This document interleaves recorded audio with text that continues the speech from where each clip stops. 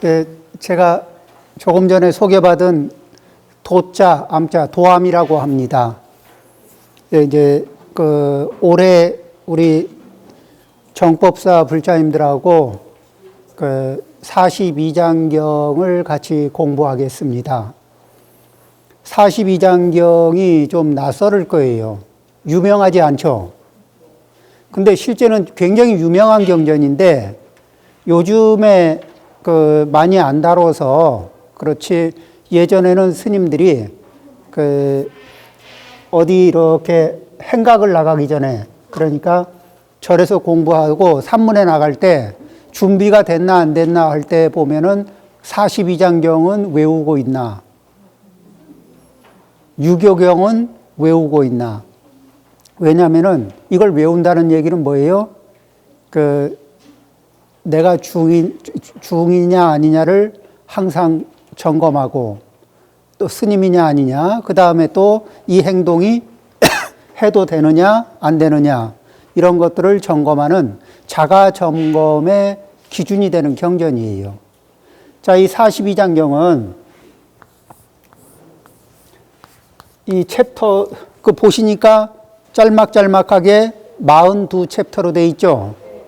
그리고 이 42장경은 최초로 번역된 거예요. 중국에서 최초로 번역됐다는 얘기는 뭐냐면은 중국의 황제의 명으로 번역이 되거든요. 그런데 황제의 부탁으로 이 경이 번역이 되는데, 그때 가섭마등과 축법란이란 분이 무엇을 생각하냐면은 처음으로 불교를 전하는 곳입니다. 그러면은 이분들이 지금 불교를 알고 싶어서, 불교를 모르지만 불교를 알고 싶어서, 이분들이 지식분자들, 그러니까 유식한 사람들인데, 이 사람들이 궁금하긴 하지만 모르겠고, 그럴 때 그분들한테 번역해달라고 하면은 최초로 번역할 때 어떤 걸 하겠어요?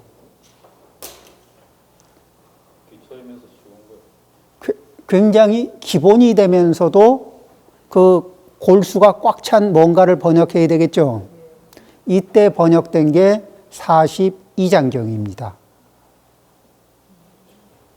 그러니까 불교가 무엇인가 이런 질문을 던졌을 때, 불교는 이런 것이다. 출가 수행자는 뭐를 하는가? 부처님은 뭘 하고 부처님 제자들은 무엇을 하는가? 이런 것들을 굉장히 짧고 임팩트 있게 강력하게 전달하는 경전이죠. 그 이후로 이제 수많은 경전이 번역되고 또 이제 연구도 됐는데, 이 42장경은 생활지침서라고 할 정도로 이렇게 쓰였던 겁니다. 자, 그러면은 이제 우리가 이 불교, 부처님의 이 공부를 왜 하느냐? 들어보니까 막 아라는 하늘도 나르고 뭐도 하고 한다는데, 우리가 그렇게까지 하늘을 날고 싶은 생각은 없는데, 그런데 우리가 그러면은 불교를 해서 뭐를 하고 싶은 거냐? 그러면은 부처님이 일러주신 기본적인 얘기를 한번 해보죠. 자, 우리가 이제 지금 부처님의 말씀에 의하면 선도가 셋이고 악도가 셋입니다. 그래서 악도로는 축생이 있고요. 그 다음에 악귀가 있죠. 이런 얘기 들어보셨어요? 네. 지옥도 있죠. 네. 그리고 인간이 있고, 그 다음에 아수라, 그리고 천상이 있는데, 자, 이제 우리가 살아가면서 사람인데, 이 사람이 하는 일이라는 게 뭐냐면은, 잘 살아보고 싶은 마음이 있는데, 무엇을 해야, 어떻게 해야 잘 사는 건지, 그때 내 나름대로 노력을 해도 내 기준점이 자꾸 바뀌어요. 기준점이 한번 바뀔 때마다 이게 잘 사는 방법, 내용이 다 바뀌거든. 그런데 이렇게도 바꿔보고 저렇게도 바꿔봤는데 남는 게 뭐냐면은, 사실은 인생을 좀 이렇게 30, 40년, 50년이 살면은 가슴에 멍이 든 자리들도 있고, 이건 아니지 싶은데 특별히 탈출구가 보이지 않는 것들도 있습니다. 그렇죠? 자, 그러면 이제 인간하고 저기 선도라고 이렇게 얘기하는 자리와 이쪽에서 축생의 자리에서 축생도가 대표적인 게 뭐냐면은 짐승들은 뭐를 기준으로 하냐면은 힘센 자가 약육강식, 강자가 약자를 잡아먹어요. 그렇죠? 약육강식. 이런 세계예요. 자, 축생도의 상식은 뭐예요? 약육강식. 그러니까 강한 자가 약한 자를 잡아먹으면은 거기에 대해서 축생들은 이의를 제기하나요, 안 하나요? 그런 거 안 하죠. 자, 그 다음에 승자독식. 그런 거 있나요, 없나요? 자, 축생의 세계에는 승자독식. 그러죠? 그 다음에, 여기에서 뭐죠? 이 갑질, 무한갑질. 센 자가 약자를 향해서 무한갑질을 합니다. 그렇죠?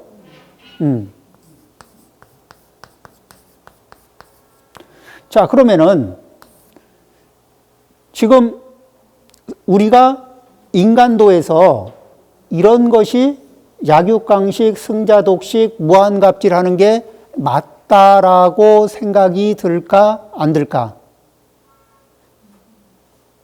인간도에서는 뭐죠? 살려면 그럴 수도 있지만 하고, 그렇지만 그렇게 하는 현상을 바라보면은 마음이 편해요, 안 편해요? 안 편해요.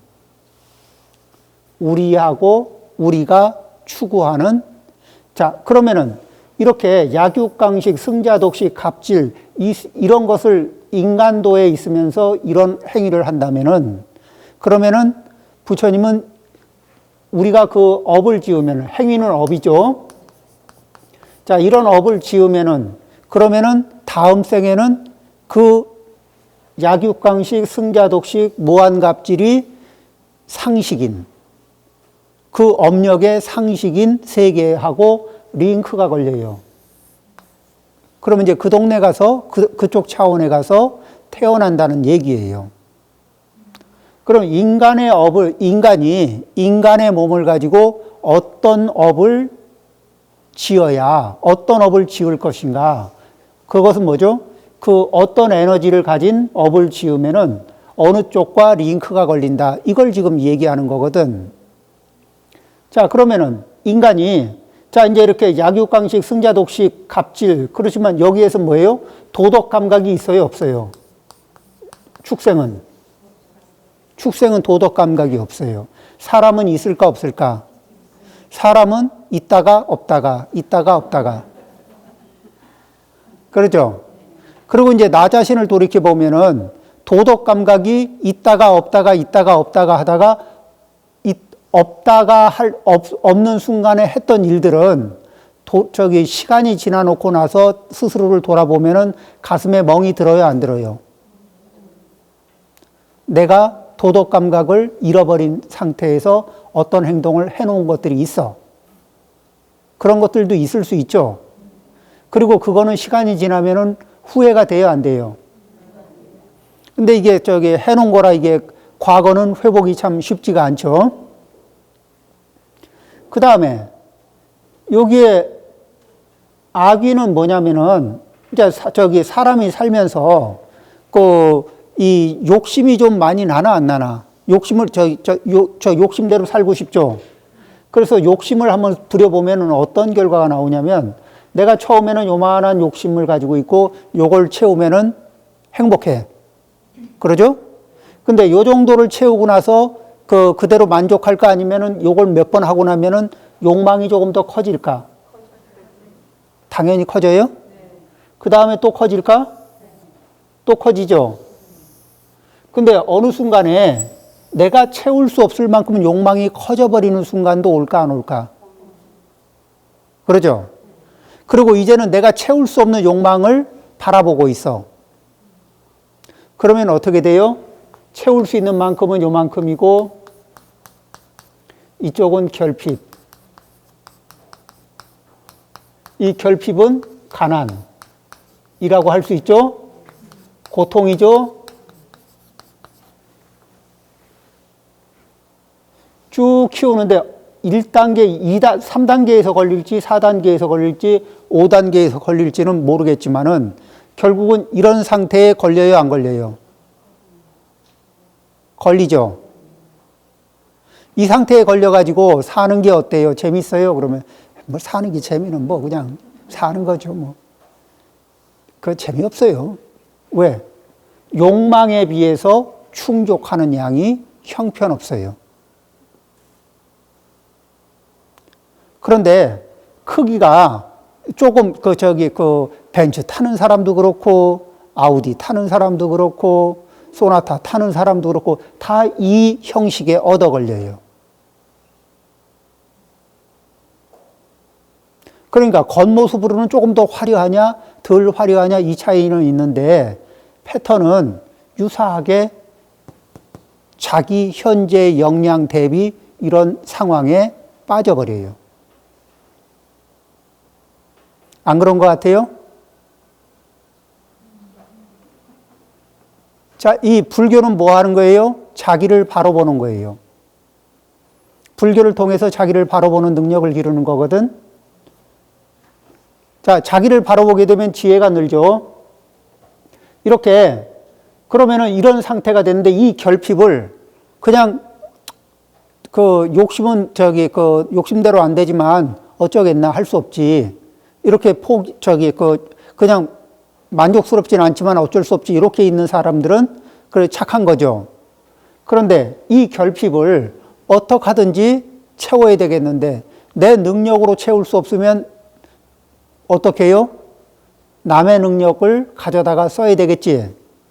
그래서 남의 거를 갖다 써요. 그래서 내 것도 내 거, 네 것도 내 거.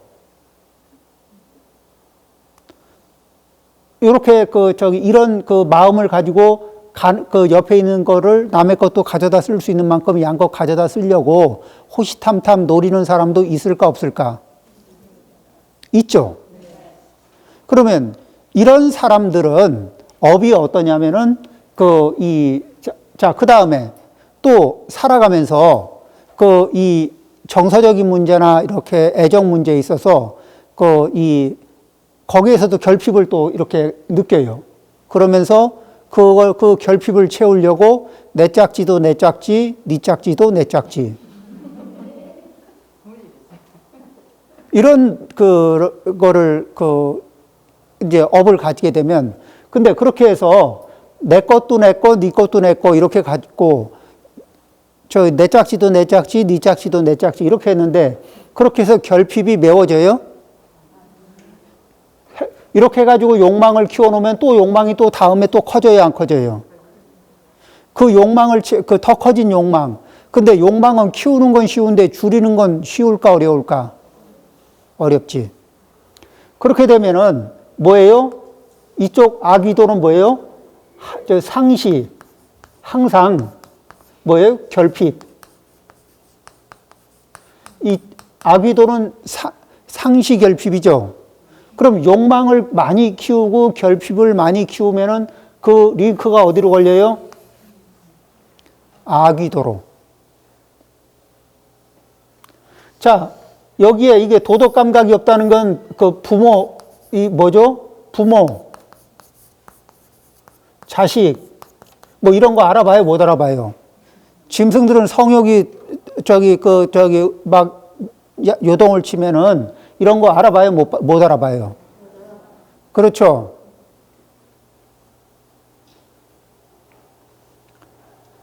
그 다음에, 자, 이제 사람이, 자, 이렇게 상시 결핍이 되면 고통스럽지 않을까?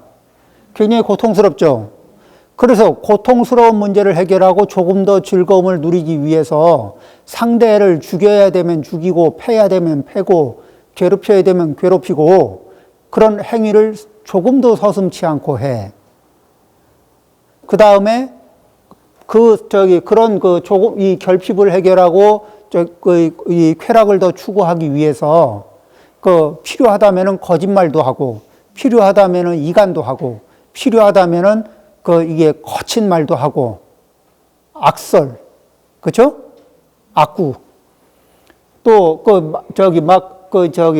또 그럴듯한 말도 하고 이렇게 어떤 말이든지 수단과 방법을 가리지 않고 자기 욕망을 충족시키기 위해서, 자기의 편리를 충족시키기 위해서 상대가 어떤 피해를 보는지에 대해서 전혀 일고의 망설임도 없고 이 주저함도 없는 이런 상태가 되면은 그럴 때 링크가 걸리는 게 어디예요? 지옥 쪽이거든. 우리 업이. 그러면 현재 우리가 이런 업을 짓고 나면은, 업을 지으면은 이쪽으로 링크가 걸려. 그러니까 부처님이 이렇게 바라보면은, 자, 이 지옥에서 이 계산을 한번 해보죠. 지옥은, 지옥업을 하나 지어서 지옥에 가면 기본 그 지옥의 수명이 10,000년. 그 다음에 1년에 365일인데 뒤는 자르고 360만 하자고요. 그 다음에 지옥의 하루는 인간 세상에 2,700년. 그러면은 지옥에 가서 한 코스를 거치는데 지불해야 되는 날짜가 얼마쯤 될 것 같아요? 계산기로 막 계산해 보면 좀 바쁘겠죠? 그러니까 일단 한 번 들어가면 나오는 게 어때요? 가서 지옥에 들어가서 업을 다 소멸해야 이 나올 수가 있는데 한 코스 업을 짓고 들어가서 거기서 지옥 이 업의 때를 빡빡빡빡 문질러서 다 씻고 나오는데 이렇게 시간이 걸린다는 거예요. 자, 그러면은 사람들은 사람의 몸을 가졌을 때 이쪽으로 악도로 떨어지지 않는 게 편리할까? 아니면 악도에 떨어진 상태에서 이 긴 세월의 고생을 근데 이 코스가 많으면 어떡하지? 내가 업을 지어놓은 코스가 많으면 이 상당히 곤란해지는 상황이 오죠. 그러면 이거를 다 몸빵을 하고 겨우 다시 사람 몸을 받는 데까지 올라오는데 이 코스를 선택할 거냐? 일단 갔다가 그래도 경험인데 지옥도 경험하고 아귀도 경험하고 축생도 경험하고 축생도를 경험하면은 이제 축생이 돼가지고 이제 한 생을 살잖아요. 거기까지는 좋아. 그 다음에 죽으면서 뭐예요? 몸도 주인님한테 바쳐. 그렇죠? 이 가죽도 바치고 다 바쳐. 그런데 나만 바치는 게 아니라 내 자식도 또 평생 고생하다가 또 몸도 바치고 가죽도 바치고 다 바쳐. 그리고 나만 그러고 내 자식만 그래? 아니면 손주도 그래? 자, 이게 그 축생업에 한번 떨어져서 축생도에 한번 떨어졌다가 그러고 나면 뒤에 남는 아픔은 자기 몸 하나로 끝나요? 안 끝나? 안 끝나지? 자, 그래도 나는 이렇게 경험을 다양하게 해보고 싶다 해서 이렇게 떨어졌다가 올라와 봐야 인간도잖아요. 그러면 우리는 어떻게 생각해? 떨어졌다가 어떻게 올라오는 코스를 선택할 거냐? 아예 안 떨어지는 코스를 선택할 거냐? 어느 쪽을 선택하고 싶을까? 안 떨어지는. 그래서 부처님이 우리를 인간을 바라보면서 뭐라냐면 안 떨어지는 코스에 대한 떨어지지 말라고 하면서 거기에 대해서 뭐냐면 기준점을 가르쳐 주셨어. 자, 여기에 아귀도에서 뭐예요? 내 것도 내 거, 네 것도 내 거. 내 짝지도 내 짝지, 네 짝지도 내 짝지. 이게 뭐예요? 투도. 사음. 그렇죠? 그 다음에 죽이는 문제니까 살생이죠. 지옥은.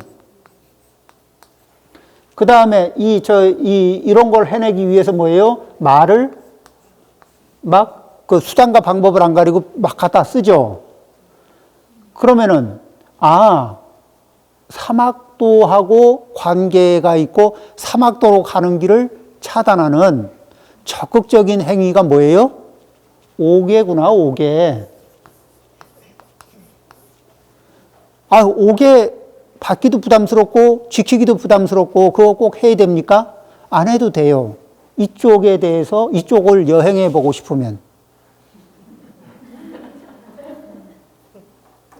이쪽을 여행하고 충분히 경험을 축적해 보고 싶으면은 그러면은 근데 우리는 전생에 그 과거 전생에 이쪽에 많이 가봤을까 안 가봤을까?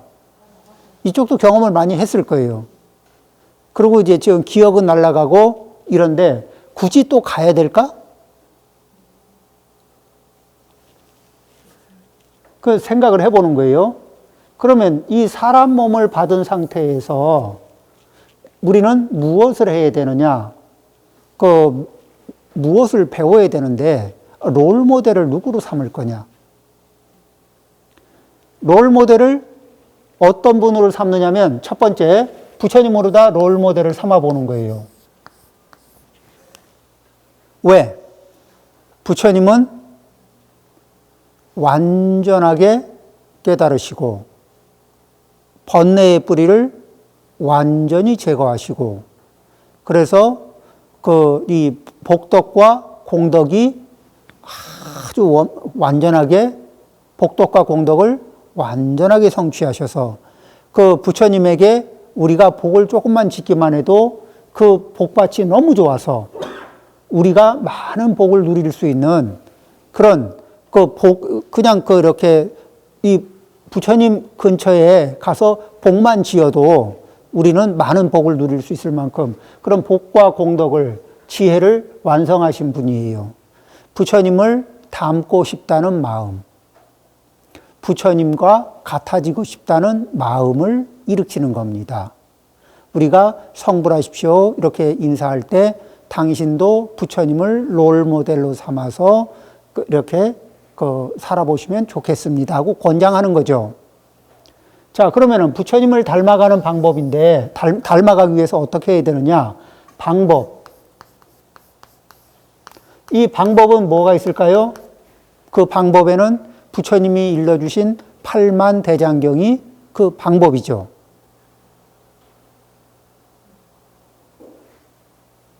그 다음에 그러면 이거를 누가 실천했나요? 보니까 누가 실천했나 이렇게 보니까 예불할 때 대지문수 사리보살, 대행 보현보살 이런 데가 있고 영산당시 10대 제자, 16성, 500성 이런 분들이 있죠.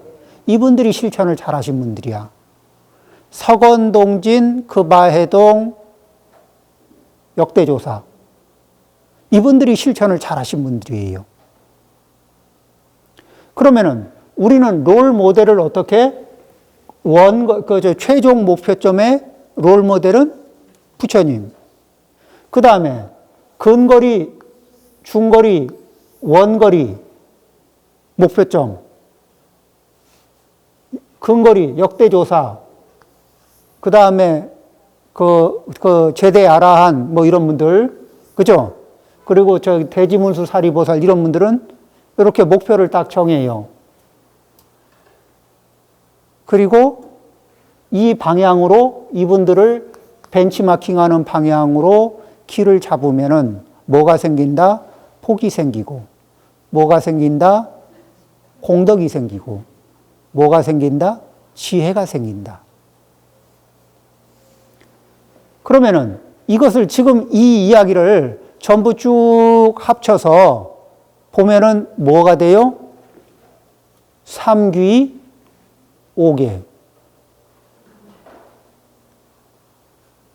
그러죠? 삼귀 5개. 그러니까 불교는 뭐를 하자는 거냐? 이렇게 얘기하면은 이 인간도 아래의 세계로 떨어지지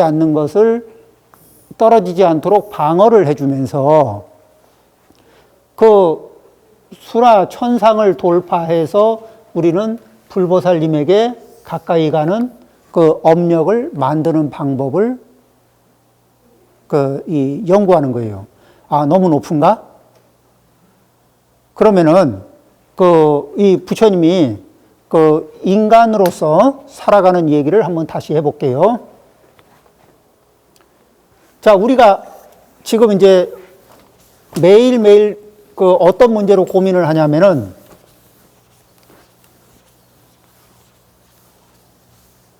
자, 저기 살면서 내 마음에 꽉 차는 사람, 과분한 사람들하고 주로 살아요? 아니면 시원찮은 사람들하고 살고 있어?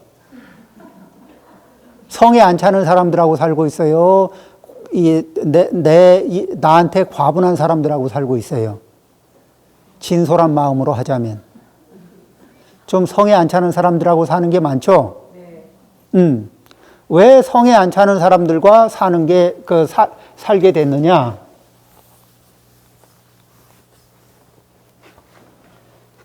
부처님이 우리에게 일러주신 이야기가 중생들은 기본적으로 무슨 업을 가지고 있냐면은 이 만이라고 하는 업을 가지고 있어요. 근데 이 만이라는 게 뭐냐면은 이게 거만심 이러면 되거든. 거만, 오만 이렇게 하면은 알아듣겠죠. 그런데 이게 어떤 번뇌냐면 태어날 때 옵션으로 우리 왜 컴퓨터 살 때 옵션으로 OS 깔려서 나오는 거 있죠. 그러듯이 이 옵션으로 프로그램 돼가지고 프로그램이 따라붙어서 이렇게 태어나는 거예요. 왜 그러냐면은 전생부터 이 습관을 많이 써가지고 이게 업식에 이게 저장이 돼 있다가 태어날 때 이게 또 작동하는 거야. 그러면은 이 만이 있으면 어떠냐면은 거만심이 있으면 거만심이 있는 사람은 자기를 조그맣게 생각할까? 크게 생각할까?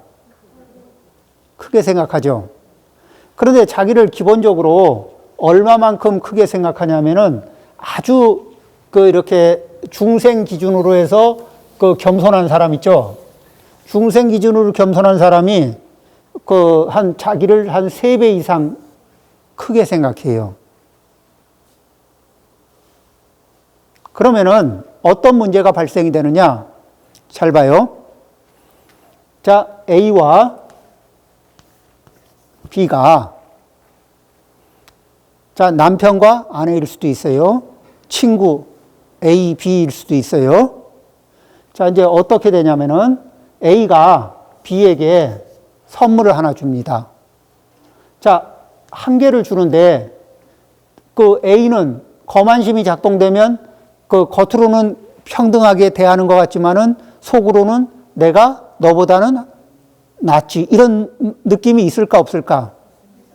부부끼리도 서로 이렇게 조심조심 하는 것 같은데 속으로는 좀 살짝 얕잡아 보는 기운이 있을까 없을까? 없어요? 비밀. 그런 게 있죠? 반응이 없어. 제가 헛짚었나요? 그런 건 아니죠? 자, 그러면 이제 하나를 주는데 자기가 저기 값이 3개니까 3개짜리인 내가 하나를 주면은 그게 하나일까? 3개일까? 내 느낌에는 3개죠. 그래서 전달되는데 여기는 몇 개가 도달했어요? 하나. 그러면은 주관적인 느낌에서 뭐냐면 A는 3개를 준 느낌이고 B는 하나를 받은 느낌이에요. 잘 봐요. 3개 주고 이쪽에서 하나 또 보내오면 하나 받죠. 3개 주고 하나 받고 3개 주고 하나 받고 3개 주고 하나 받고 3개 주고 하나 받고 이렇게 누적이 돼. 그래가지고 이제 이게 느낌상으로는 확실하게 이렇게 3개 주고 하나 받은 느낌이에요. 이게 이렇게 누적이 돼가지고 한동안 지나면은 연인 사이라도 친구 사이라도 처음에 서로 이게 호감을 얻기 위해서 노력을 하잖아요. 부부 사이라도. 그러다가 어느 순간에 한쪽이 그래. 내가 이런 말까지는 안 하려고 그랬는데 당신 참 야마리가 없다. 그 얘기를 하잖아요. 어떻게 그렇게 그럴 수 있냐. 내가 이렇게 많이 해줬는데 어떻게 조금밖에 못 해주냐. 그러면은 그쪽에서 미안합니다. 이러면 얘기가 간단한데 상대방이 펄쩍 뛰어요. 뭘 하냐면은 그 얘기는 내가 하고 싶었는데 꼭 참고 있었다고. 근데 어떻게 나한테 그런 얘기를 하냐고. 그 얘기를 할 사람이란 바로 나라고. 이런 일을 겪는 사람을 봤던가요? 아니면 주인공이었던가?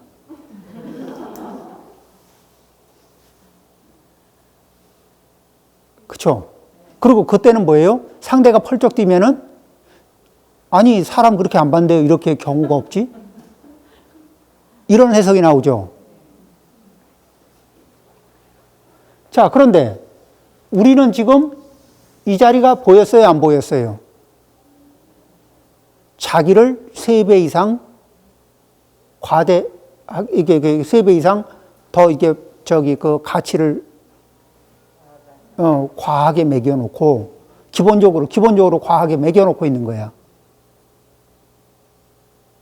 그 상태에서 상대를 하나로 보니까, 근데 자기는 이런 느낌이 들어. 그냥, 그래서 이게 당연한 것 같아. 그럼 이렇게 3배 이상, 자기 키를 3배 이상 확대한 상태에서 이렇게 보면은 나는 그냥 보이는 대로 본다고 하고 있는데, 상대 입장에서는 뭐예요? 저 사람 되게 거만스럽다. 이렇게 느껴질까, 안 할까? 당신 왜 이렇게 거만스러워? 무슨 내가 거만을, 나처럼 겸손한 사람 있으면 나와보라 그래. 내가 지금 내 사이즈를 줄여가면서 원래는 내가 한 5개쯤 되는데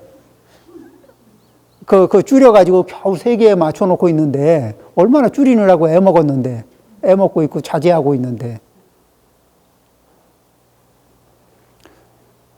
우리는 이 숫자를 불리려고 자꾸 노력을 해요, 안 해요? 근데 이 숫자를, 자기를 자꾸 이렇게 부풀려서 자기 감각에 부풀려진 자기를 갖고 있으면 내 입장에서는 내가 대단한 인물인 것 같은데, 관계 속에서 그렇게 자기를 막 부풀려가지고, 이게 왜 보고가 이게 막 해가지고 자기를 잔뜩 부풀린 모양처럼 해가지고 이래 관계 속에서 왔다 갔다 하면은 바라볼 때 어떤 느낌이 들어요? 되게 아름답죠? 근데 나는 안 하고 있다고 생각하는데 안 하는 사람이 한 3배쯤 하고 있거든.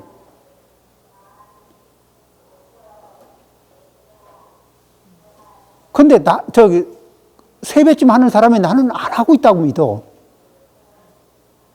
그러니까 원인을 찾을 수 있어요, 없어요? 문제의 원인을 찾을 가능성이 있을까, 없을까? 없죠. 자, 이 사람도 자기를 3배 이상 이렇게 하거든. 그러니까 서로 이렇게 알로 보고, 이렇게 알로 보는 거야. 자, 이게 부부 사이라 그러잖아요? 그러면은, 자, 나보다 가치가 적어도 3분의 1밖에 안 돼 보이는 사람이거든. 그러면 나에 비해서 3분의 1밖에 안 되는 사람이 하는 얘기가 귀에 잘 들릴까, 안 들릴까? 안 들리지. 그리고 내가 하는 얘기는 당연히 들어야 되는데 왜 안 듣는지 모르겠어. 왜냐하면 내 얘기는 나는 상대에 비해서 중요한 사람이기 때문에 중요한 사람이 하는 얘기는 당연히 들어야 되는데 왜 안 들어 처먹는지 모르겠어. 이런 생각들이 있어요, 없어요? 그리고 상대의 이야기는 잘 안 들려. 안 들으려 한 게 아니라 그냥 안 들려요. 왜? 과소평가된 존재의 이야기는 내 귀를 뚫고 들어올 수가 없어요.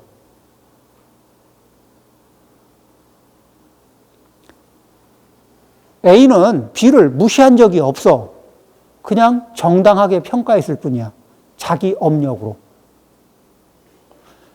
B는 A를 무시한 적이 없어요. 정당하게 자기 업력으로, 만심의 업력으로 평가했을 뿐이야.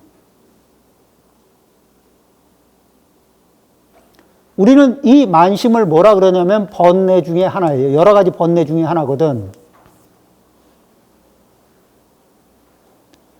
이 번뇌를 그대로 방치한 상태에서 살면은 멀쩡한 부부 사이가 빈정상하는 이 내용들로 이렇게 추억을 만들어갈 수 있지 않을까? 그래요, 안 그래? 멀쩡했던 친구 사이에서도 빈정상하는 기억들을 점점 추억, 이렇게 축적해 갈 수 있지 않겠어요? 그렇죠? 근데 생각해 보면은 이런 일이 내 인생에서 한두 번만 있었을까요? 아니면 굉장히 여러 번 있었을 것 같아요. 그때 이런 문제로 해서 문제가 발생되면 누구 탓이라고 생각했어요? 네 탓이잖아. 이렇게 처리했죠. 그런데 지금 다시 보면 뭐예요? 쌍방과실이에요.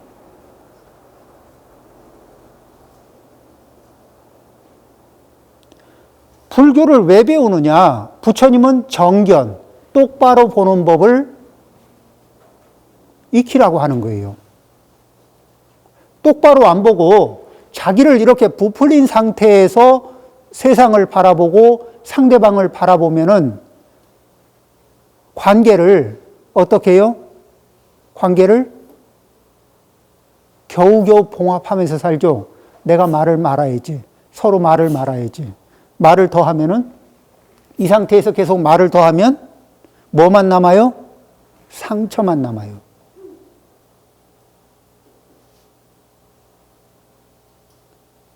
말을 말아야지. 아유, 한번 말해도 소용없어. 벽이야, 벽. 근데 나만 벽인가? 저 사람만 벽인가?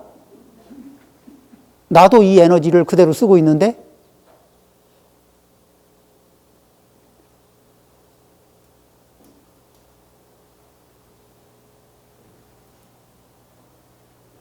불법을 부처님 법을 배우는 거는, 그러면은, 자, 여기에서 부처님은, 그럼 이 대목에서 뭐라 그러냐면, 자, 이 곱하기 3 했잖아요. 이렇게 곱하기 3 하고 있잖아. 최소. 그럼 5 하는 사람도 있고, 열을 하는 사람도 있을 거 아니에요. 야, 나도 그렇지만 저 사람은 진짜 심하다, 심해. 이런 거.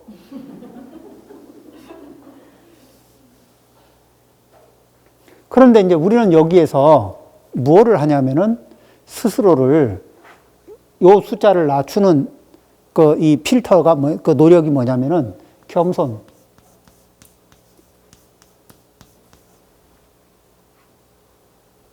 내가 겸손을 연습하는 거예요. 겸손을. 어제보다 오늘 조금 더 겸손하고 오늘보다 내일 좀 더 겸손해질 수 있는 길을 찾는 거예요. 자꾸. 자, 겸손해져서 열을 가지고 있던 게 9이 되고 8이 되고 7이 되고 6이 되고 5이 됐으니까 할 만큼 했으니까 이제 멈추면 될까? 아직도 정상으로 돌아가기에는 한참 멀죠. 그러니까 내가 겸손을 5번 했으니까 겸손을 5번 했으니까 나도 할 만큼 한 거예요? 그게 언제까지? 상대방 말이 잘 들릴 때까지. 상대방의 행동이 의미가 있어 보일 때까지.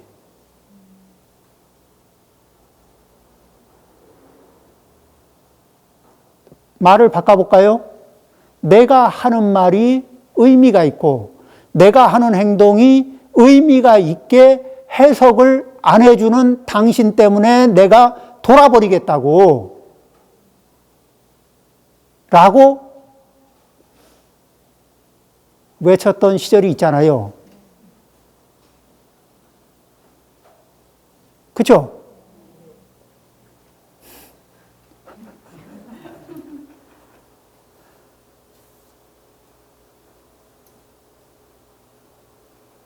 어때요? 겸손이 처방전이 될까요? 자, 그럼 겸손은 자기 사이즈를 줄이는 거죠. 근데 우리는 이 상대방을 내가 이게 지금 이 정도를 가지고 있거든. 요걸 자각을 했어. 그런데 아직 이게 잘 안 내려가. 그러면 이제 또 다른 방법이 있어.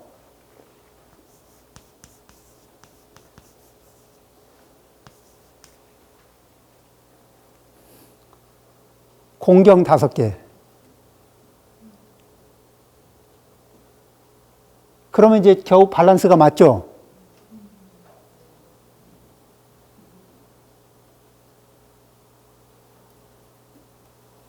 그러니까 이 공경을 하는 건 손해고 겸손하는 게 손해인 거예요? 아니면은 겨우겨우 저렇게 해야 이 만심 때문에, 거만심 때문에 왜곡되어 있는 내 인지, 내 지각 상황이 내가 인식하는 인식의 메커니즘에 고장이 난 거를 겨우 좀 보정을 할 수 있는 거 아니에요? 그렇죠. 그러니까 이렇게 부처님의 말씀을 따라서 요 처방전을 집어 넣어 보니까 이거를 10년 전에 알았다면, 20년 전에 알았다면은 이 이야기, 내가 그러고 있는 거를 그리고 어떻게 해야 되는지를 30년 전에 알았다면 인생이 어땠을 것 같아요? 변화가 있을 것 같아요? 없을 것 같아요? 변화가 좀 있을 것 같죠?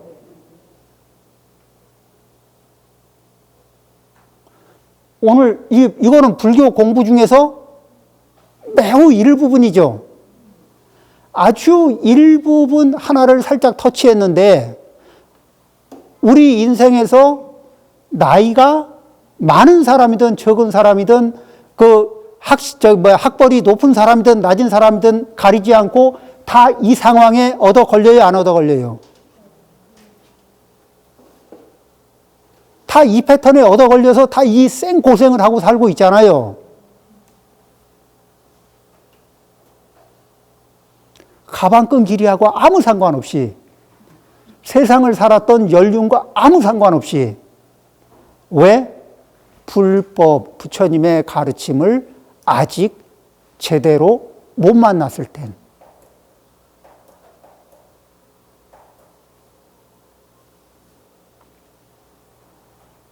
그러니까 부처님의 가르침을 만나고 바르게 보는 법, 정견, 바르게 보는 법을 하나하나 터득해 간다면은 우리의 삶의 질이 좋아질 것 같아요? 나빠질 것 같아요?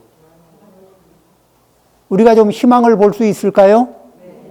우리는 부처님의 법을 하나 배울 때마다 우리 스스로를 반성할 수 있는 자리를 확인하나요? 안 하나요?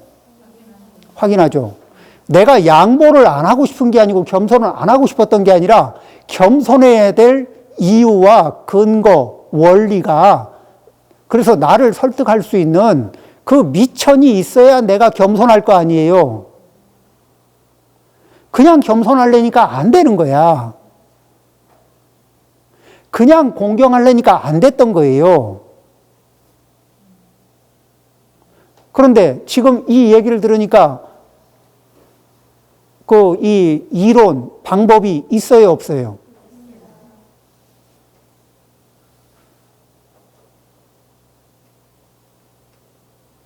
그렇죠?